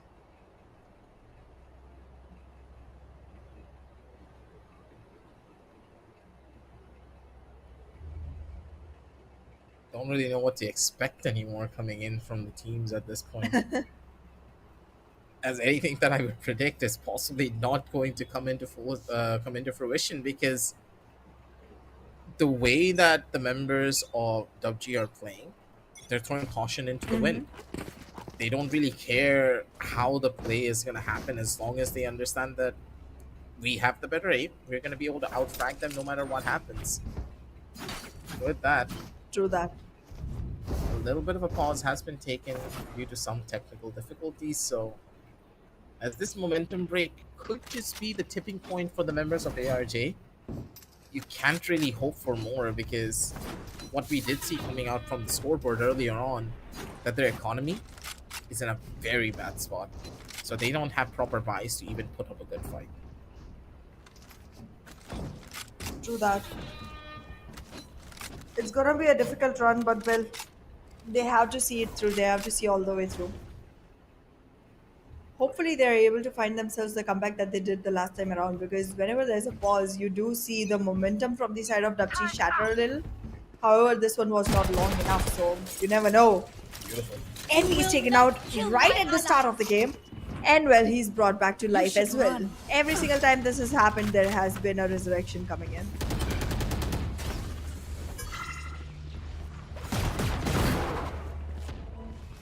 Gotta love it when you see it. As soon as you do get a kill, immediately the player just comes back to life. And he's gonna be able to live through it too! The man gets a kill and gets out alive. One more opportunity as NB in a very bad position of his own. Not able to find out much. A-Star trying to get some value at the bare minimum with the Hunter Spirit. He'll maybe find another kill, but even that's not going to be a possibility. Profit in towards the back. Prime position. It's going to be Batman trying to be the difference maker for his team. He's going to be able to find the third, but Upload Gera is just faster. Goes in towards the opposite side of 410 and immediately just pops him in the head. 4-8. And that one pause is what they require to break the Switching momentum sides. and to get their team back in form. As ARJ, they're the ones in control, and they're the ones to take a proper first half in their favor. you would say that, hey, they've lost out on 4 rounds. How is this a proper half? But on the map of Icebox, when you're going into the attack, if you have the confidence, you can make it work. Because this map is possibly one of the best maps to play on if you have a double initiator composition and you know how to play it. Then it's no longer True a that. defensive sided or attacker sided map. It's very even on both fronts. However, I do feel like Good DUPG work. as a team itself Don't is screw much it better up. when it comes to their own defensive side. So this might still be pretty difficult for the side of ARJ, but they do have Enemy kill. the hope Good shot. to go ahead and fight this off. Quite a good start for the side of NV2K. Ayo, Look at them, they're just going for capitalizing the area one after the other. Wow. Drop it! One enemy remaining. Spike down A. Okay. tactics fail. This round, the round itself had as many emotion shifts as the whole game from the last one. Enemy kill. What the hell, Prophet? Look at this. Pop, pop. The mass of the Aim Labs out One here enemy micro-shotting his way to victory. Spike down. Goodness gracious, that round was something. I don't have a word for it.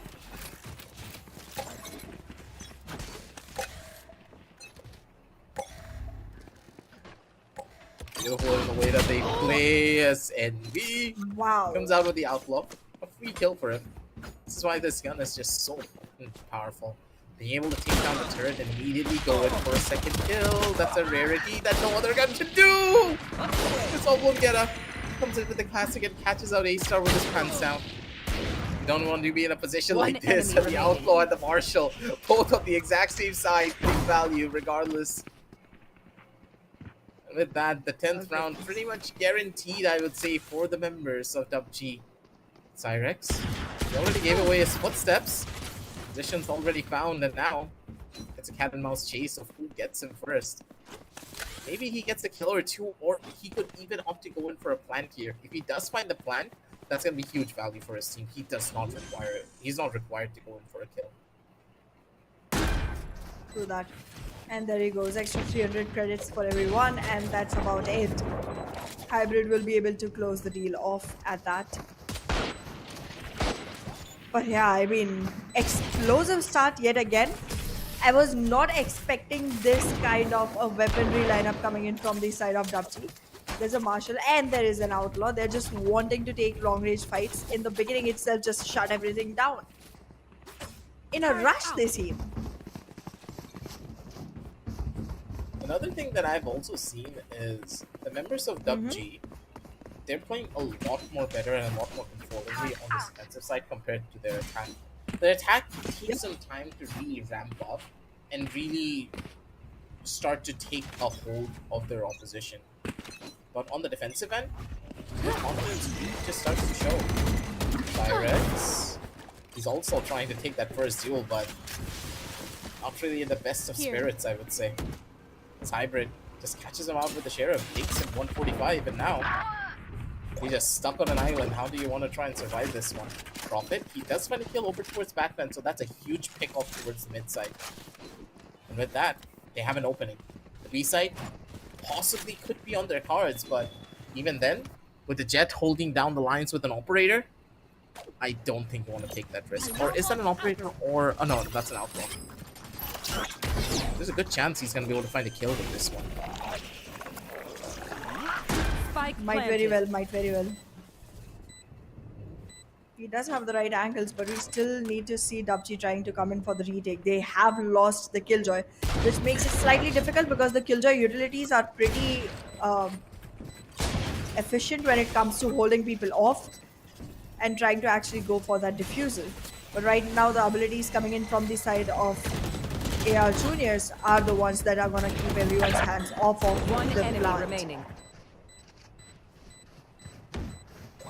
Not more left to say.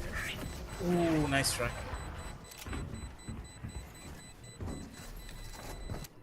There was a possibility that he could have gone in for 2 kills there, Hana.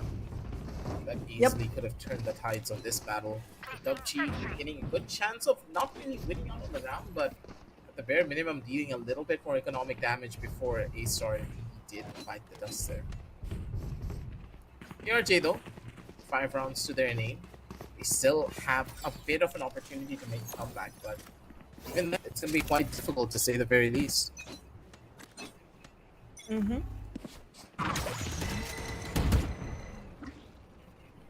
There's absolutely a spike in the utility usage from the side of AR Junior as they walked into the attacking side, to be honest. Like, they are having much more use to all these mollies once they planned for holding players off. I wasn't seeing as much utilization in the first half, though. So this does seem like the more comfortable side for AR Juniors as well, alongside DUPG. So it just comes down to who's gonna beat it first, and DUPG again on the numbers are looking much more promising. A very slow start from AR Juniors this time though. Shock dart. Oh, interesting shot cards coming in from A-Star. Cyrex, if you just wanted to go in for a little bit of a spam there, A-Star's head was just awaiting him. Slow when it comes down over towards the retake. They have backside control, but even then, this push not really looking as fruitful as you would have hoped for. The wall has completely hardened. Wait a minute! This is bad. The wall is now completely solid. And the players need to use so many bullets to try and break this one through. The timing is key. The trash comes through. One of the players have been detained, but more than ample amounts of time to make this one work out. Hybrid over towards the sidelines. He has all the backup in the entire world. Nicely And his done. team is there to give him the support that he requires to go in for the full defuse. 5-11. It's DUPG. They're back in the driver's seat once again. They lose one round, and they're instantly able to retaliate. Placing a sentry. True that. Every single time you go ahead and fight them off, they're able to come back with even more firepower, even more force into the game. There were definitely quite a lot of abilities coming in from the side of AR Junior to actually go ahead and delay that, diffusal from happening. But quite a good spot here found out by Hybrid to go ahead and make that fight come into, action for them. Good support from the side of Disease overall. Beautifully done in the last one. That's the strength of a Sage, really. When you have that Sage wall, you can just create a completely different angle that your opponents will not be ready for. And unless the entire opponent team starts to break down the Sage wall, you won't really find value! It's envy! What the hell? The back just comes in with the Bulldog and he's gonna be able to find 3. Hybrid comes in as backup for the 4th. Oh my goodness! And how poor old Cyrex trying to maybe open things up, but it just will not work. Envy, how deep were you for this push? I thought you were on the attack side. I thought you were the attack side Jet for a second. When it pulls out the Bulldog and he's able to pull up a miracle like this, Oh my at the goodness, confidence on what this did I man. just see? What did we just witness? Oh goodness. My eyes are having a hard time believing that this is the reality of the day. Oh goodness, that was quite amazing. Placing I swarm did grenade. not even suspect that he was actually going that far in. This was quite a sneak peek attack for the side of DUPG Esports. But well, 2 words. Daylight murder. true, true. You should run. Yeah. Confidence. That's gonna be a huge confidence! Just look at Batman! The Dark Knight just now has risen! Good God, what a flick and a half! Spike down. Funny all the energy that Envy gave them on that last round. The members of the G. They're not gonna be missing much out on this one. 3 versus 2 on the map, a couple of throws here and there, but that's completely fine. standing. As long as you're able to finish this one off. Disease over towards the back, and Hybrid has the full number of the last. A Defenders good win. kill to Now end demand things what off. is broken. That's a 13-5 scoreline and a 2-0 to take the victory. It's the members of DUPG who are reigning supreme. Mesmerizing. Mesmerizing is the word I have for the performance that DUPG had in this particular map. I mean, we knew they were the ones who had a better chance at winning it off. But I did not think it was going to be by this huge a margin. This was outstanding.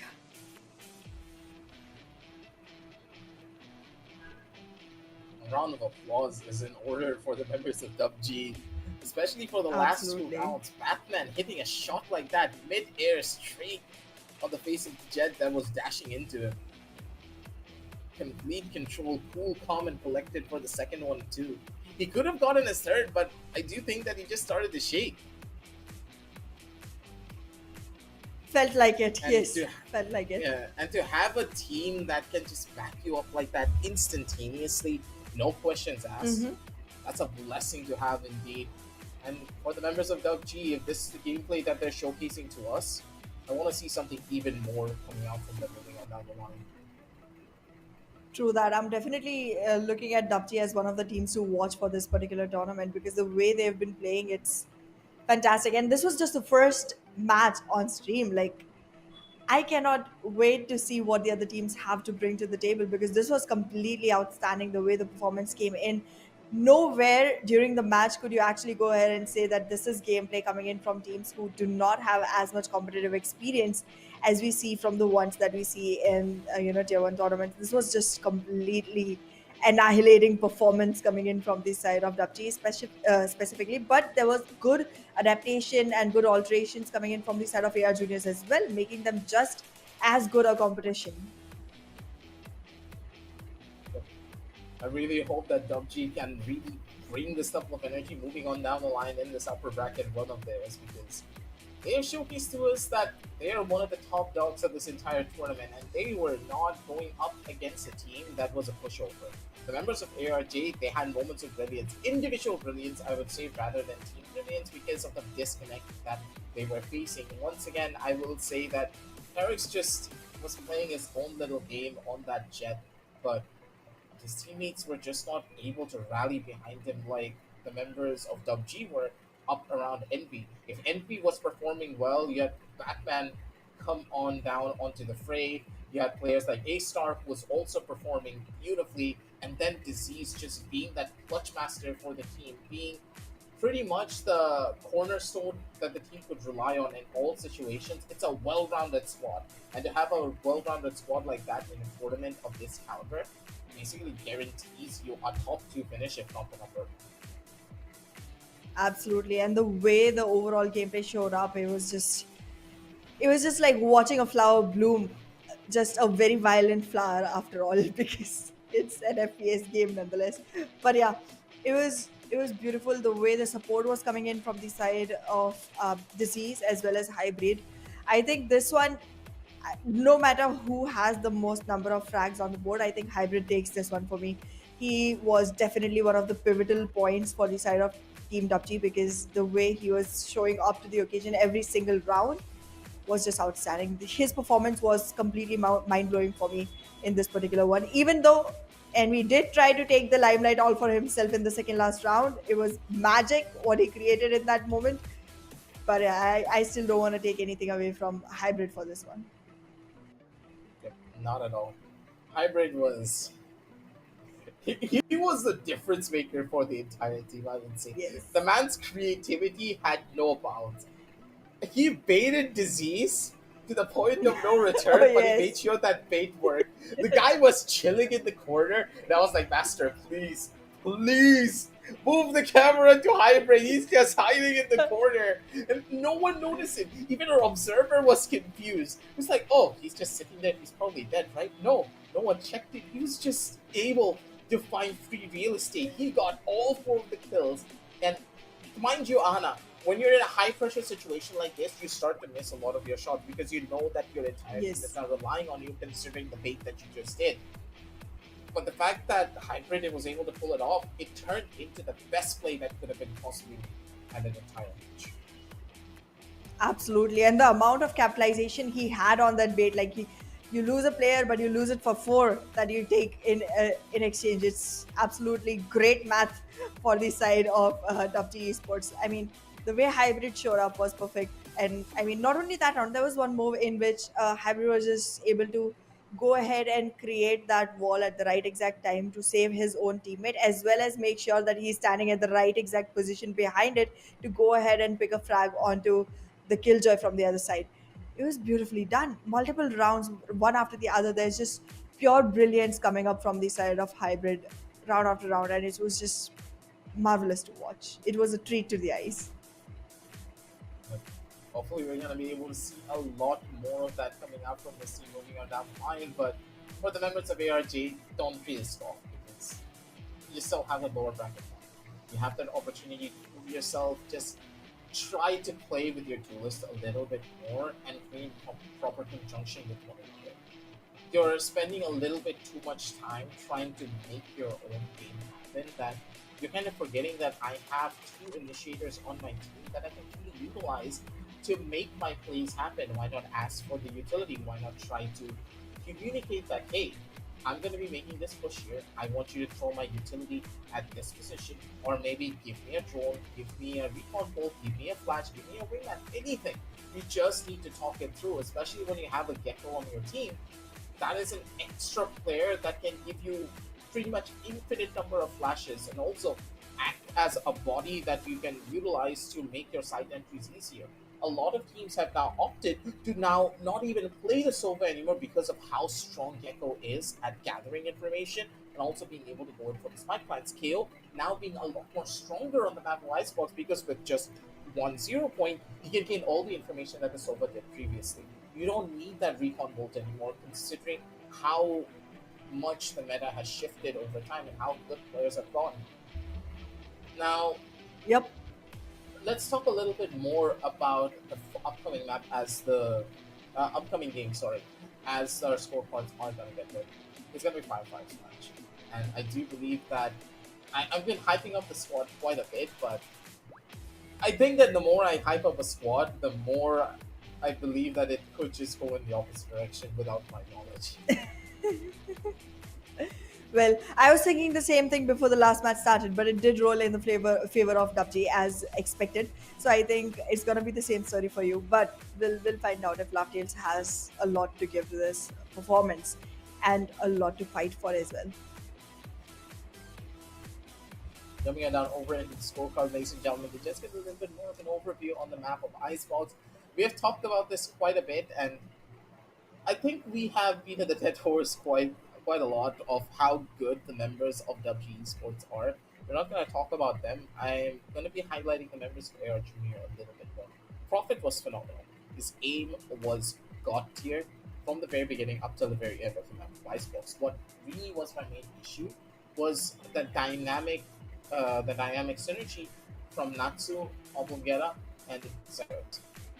I didn't really see them play together at all. Missions is a completely different story. Yeah, a Viper can completely take over the map, of course, but he was really given an opportunity to shine in a lot of scenarios. Either he was the last one alive, or he was in the complete opposite side of where the members of WG were going for a push. I want to see improvement come in from the two initiatives to steal this. It needs to have that synergy in check moving on down the line in that lower bracket. Otherwise, the teams that are going into the lower bracket, they're nothing to really talk about because don't forget, they're also the people that have made it through the qualifiers. They're also players that have possibly seen and scrimmed against the players of WG Esports. They know what to expect, and there could be a dark horse that we're probably going to be witnessing here in this following matchup that could be the ones to take out Air Junior just because they don't have the basic fundamentals of Valorant down, which is getting that buddy system down to perfection. True that. I do wish we had seen more of Prophet because like absolutely amazing performance. I was hoping to see more of him in the last map as well. But well, Icebox is the one where he got a shot, but it wasn't a very active agent that he was given. So I think there was a little bit of discomfort in playing as aggressively while you're a killjoy. But yeah, we do have the match MVP on here, and I think we all know who's that gonna be. It's none other than Yeah, Hybrid. I've been getting a 44% headshot percentage, mind you. This guy has been an absolute dominant force on the stage through all of the ranks here. But the series can be a little bit more of a question mark in my opinion because Hybrid has performed well on both maps and with a bad map as well. Good opportunity that he could be the one to take this one. Hybrid has been phenomenal, but I think unsung hero for the members of WG that being that Killjoy, it's just a big surprise. True that. True that. Well, We do have quite a lot that came in from the side of hybrid. Not only in this map, I think he did good in the other map as well. And well, looking at the series MVP though, it is gonna be NV2K. The guy just did not stop. He had 38 kills in total, and with a KDR of 1.41, the guy has been absolutely surmounting all the challenges that were there to face. And like, he had first skills that were 10 first skills in two games itself. And mind you, the scoreline did not go very far. We did not reach 24 rounds in either of the maps. So it was like True. beautifully done from the side of NV2K, doing exactly what the duelist was supposed to do, doing exactly what he was, called for, making sure that he's getting all the right shots at all the right times. Yep. Another big thing that I'd like to highlight is the way that Envy really was his confidence. Even when it came down to the second map, he wasn't really performing to the best of his abilities, but even then, he was doing well. And that's what really gives him that edge moving on down the line. But Anna, I think that you can take it over from here. Well, absolutely. This was quite an amazing game, and I have quite a lot of expectations for the next one as well. Me and Aggressive will be back with as much enthusiasm for the next game as we had for this one, because that is gonna be Fire Five versus Laughtail, and I think Aggressive already has a pick on that. Let's get together soon enough to see which one it's gonna be in the actual scoreboards. So see you all right after this on a new stream for Fire Five versus Laughtails. Until then, take care. See you on the other side.